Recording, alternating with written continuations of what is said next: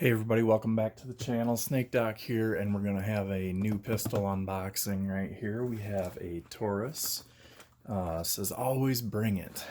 And this is a G3. Comes with a lock. Comes with a limited lifetime warranty, and you have to go on and activate it, which I've already done. A decent owner's manual with some color pictures in it. But the cool thing is, and this is what I really appreciate, is when you get a manual that has an exploded view, because I just love schematics, and then it has a parts breakdown here, which is really cool. Then it just talks about service, warranty. There's a coupon for a laser. The one thing I don't know, and I don't know if this is still the case, but if anybody knows, I would like you to comment. When you used to buy a new Taurus, you used to get a free 1-year NRA membership, and now they're saying that there's an activation code. I don't know how you get that. I don't know if they do that anymore. If they stop doing that, let me know. This model is the all black version, and it is the 15 round and 17 round. So this is available in 210 round mag version for those of you in restricted states, a 15-17, and one with 215s. And then there's just like a buttload of different color options. I've seen green frames, tan frames, stainless slides, gray frames, and any combination of black slides on a colored frame or stainless slides on a colored frame. So lots of different options. But I'm going to move the box out of the way so that we can get a better look. And then we're going to do a comparison in size to the Beretta APX Centurion, which is almost identical dimension-wise to a G19. And then I have my Glock 17 here, which is grip chopped to a 19 length grip, but I also have the 17 round mag, so we'll compare them that way too. So basically what this is an upsized version of the G2C, the PT111 G2, or the G3C. The only difference being, and I wish they would have done it or thought ahead of time, there's two things that bother me about this. Originally, before this was released, it had steel sights. These are polymer sights, and they're ramped. So you can't really do a one-handed slide manipulation with it, racking it off something like a boot or a belt. Not that big of a deal. I mean, it could be, but it's not.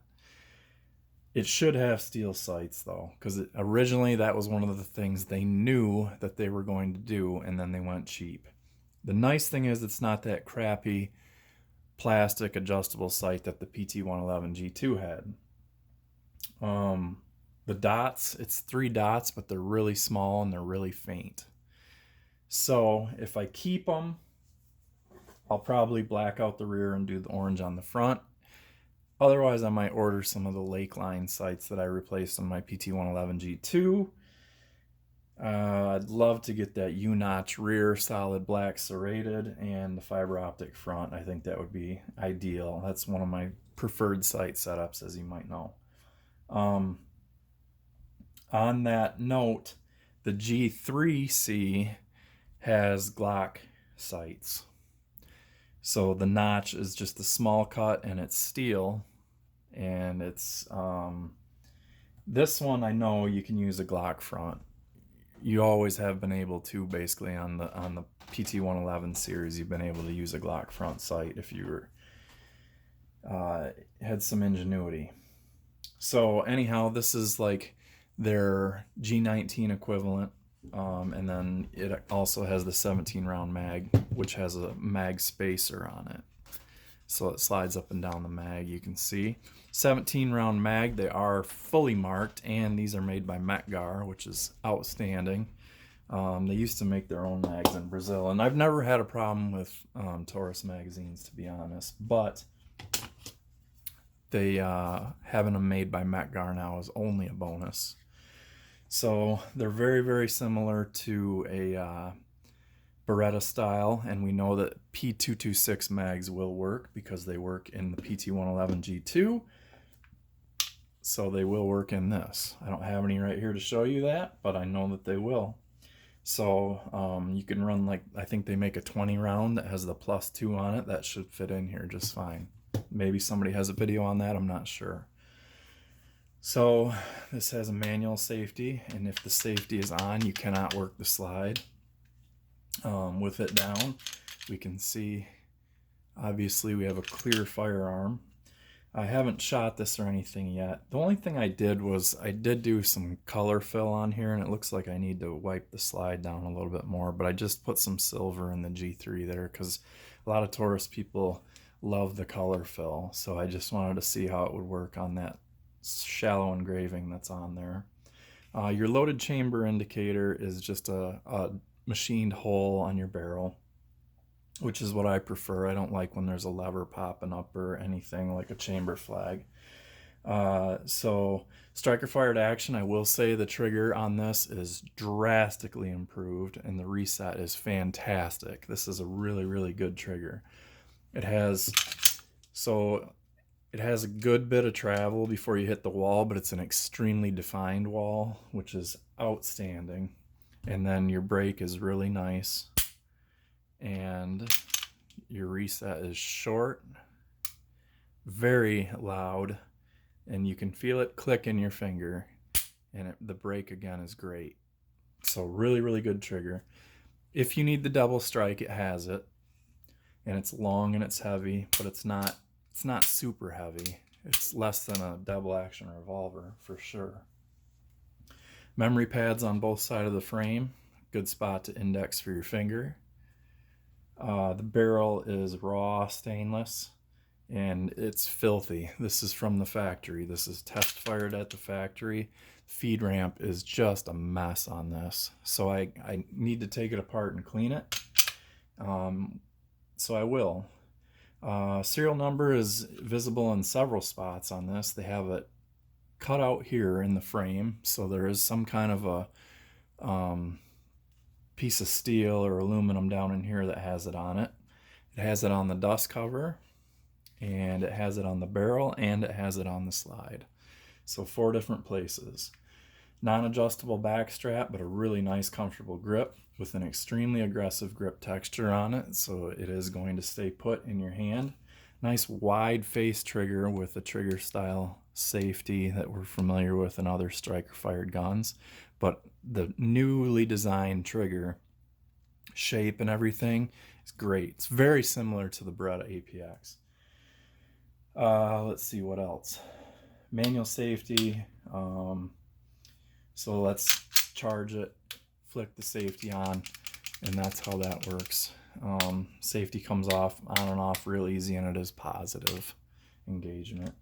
Takedown on it is exactly like a Glock, so let's go ahead and do that. We're going to retract the slide just a little bit, pull our takedown lever to make sure it's out of the way, pull the trigger, and the slide will come off. Components here, they must have changed a little bit from the PT111 G2 because this is an extremely improved trigger in my opinion. I detail stripped my PT111 G2 to install a keep tinkering trigger. This definitely won't need it on this one. But it's nicely made. There's the slide rail thickness, I think, is a little bit larger. The front slide rails are thicker than the rear slide rails, so that's one thing of note. And there's no flex in the rail. Obviously there's that little piece of metal in there that's down in there so that they could engrave the serial number.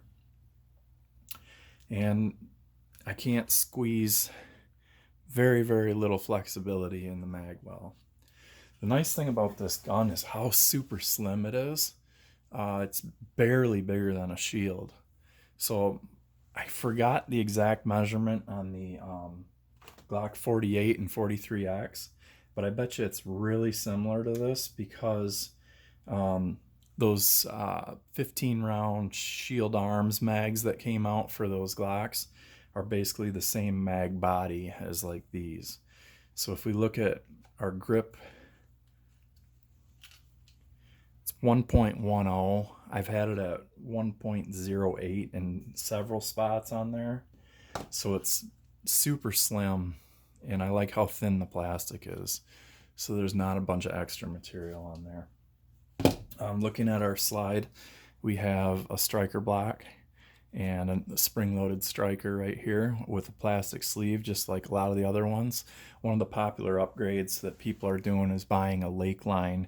I can't remember if it's aluminum or stainless, but it's the striker sleeve that's metal, and supposedly people say it smooths up the action. I don't know. The only reason I bought one on the PT-111 is because it disabled the Taurus security lock, which this doesn't have anymore. So you can see it has a nicely machined pickup rail, and it's polished. The gun's just dirty. We have a double style recoil spring that is captured, and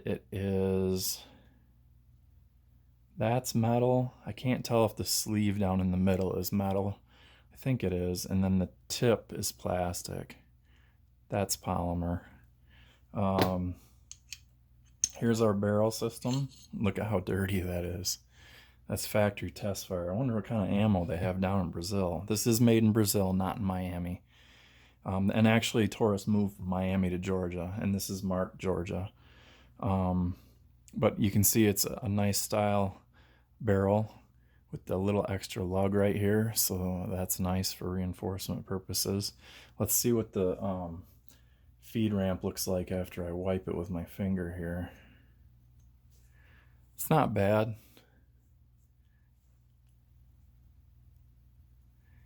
Chamber looks good, rifling looks good, everything looks good. It's just filthy. I might actually polish it, run it on the buffing wheel, see if I can get it to look a little bit smoother. Inside of the slide is very well done. And then there's a hole right there so you can get to your front sight screw if you want to change out the front sight. So let's throw that back together, bring some other pistols in, do a size comparison, throw it on the scale, and wrap up the video so it's not way too long. When reassembling, you just have to make sure the dust cover is really tight to the slide. So just make sure that as you're bringing it back, that you get your slide, let's see if I can pull it back off, to drop down into that section. See, if you're too far this way, it won't go down. Just make sure that you're in the right spot.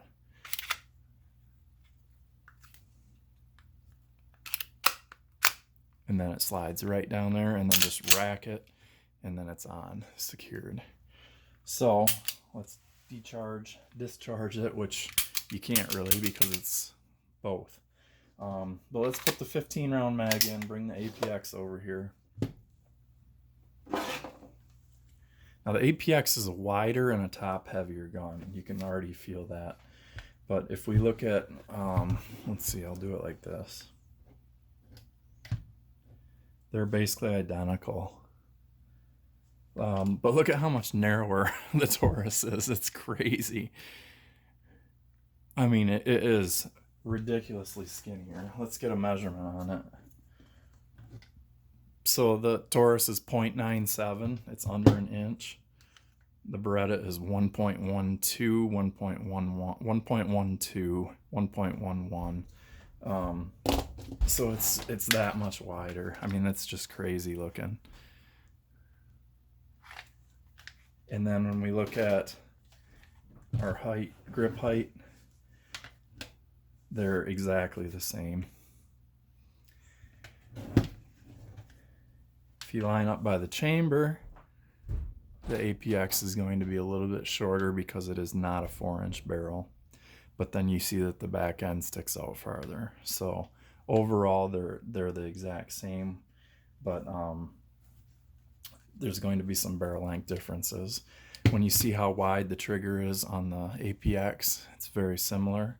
The difference is the APX trigger safety on mine does not go completely flush, and it's a little irritating to your trigger finger. Whereas this one goes completely flush, and then it's a really smooth feeling trigger face, not action. So let me grab my Glock here. So here's my Glock 17 cut to a 19 length. So let's do a grip height here.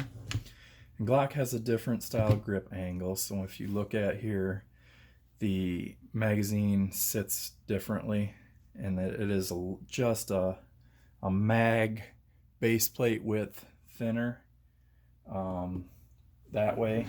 But then when we line up slides, you can see that the 17 is going to be longer. The 17 is longer that way. So it's definitely 19 style. We're going to switch mags. Here's the 17 round Glock 17 mag, and then we'll put the 17 rounder in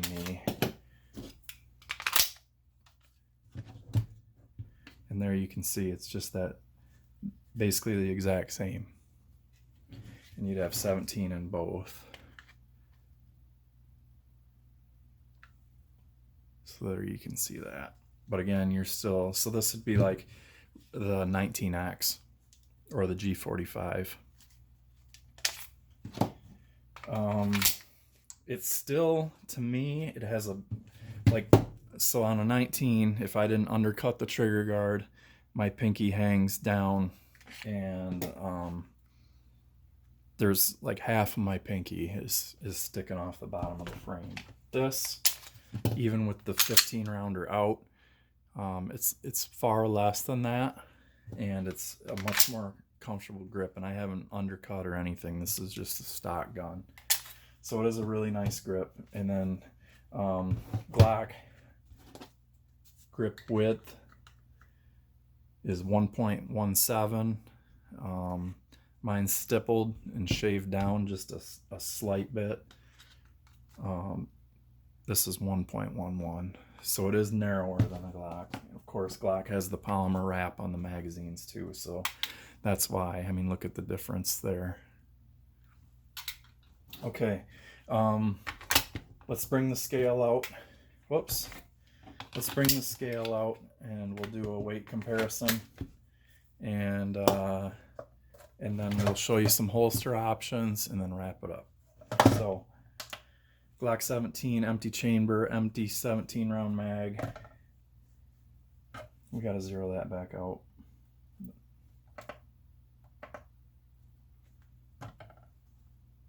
.22 G3 with the 15 round, 24.62 the 17 round, 25.11, and then let's see what our APX with a 15 round, that's Centurion, 27.02, 15 round mag. Let's do the 15 rounder and the G3 again. 24.62. So about 3 ounces lighter, and it definitely feels way lighter than the Beretta. The Beretta feels really heavy, but it's such a nice shooting gun. I really enjoy it. Okay, let's get the scale out of there. And if there's any other dimensions that you guys want, just put it in the comments, and I'll be sure to comment back to you. I have no problem doing that. And then, all right, so let's go. Here's my favorite, the 578 GLS. This is the long version. It's gonna fit in there no problem. It's locked in, and it's going to draw really clean. This is a carry holster that I have for the Glock. Let's see if it fits in there. I don't know if it will. It would work, but your trigger guard is lower on your Taurus. Plus you have your safety. So your trigger guard sits lower because it bows down, whereas the Glock's goes straight across.